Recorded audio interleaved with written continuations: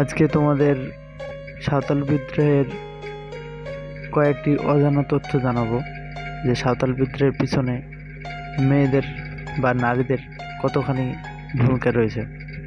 নারীদের নেতৃত্ব দিয়েছিলেন ফুলো আর ঝানো। দুই বোন ফুলো আর ঝানো ছিল সাঁওতাল বিদ্রোহের সামনের সারিতে থাকা মেয়ে। তীর, ধনুক, টাঙ্গি, বর্ষা, কুড়ুল সবই চালাতে পারতেন ওরা।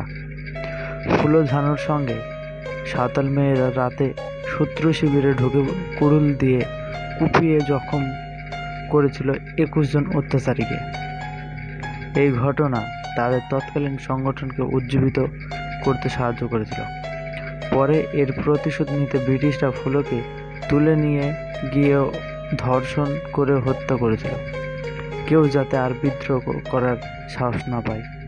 তাই বাকিদের দেখানোর জন্য ছুঁড়ে ফেলে দিয়ে গিয়েছিল ফুলোর বীভৎস লাশটা রেল লাইনের ধারে।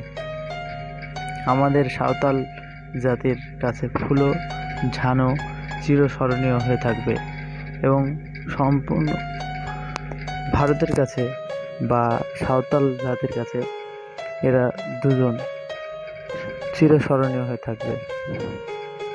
তথ্যটি ভালো লাগলে লাইক ও কমেন্ট করবে, আর যদি এই রকম তথ্য জানতে চাও সবার আগে, তাহলে চ্যানেলটা সাবস্ক্রাইব করে রাখবে।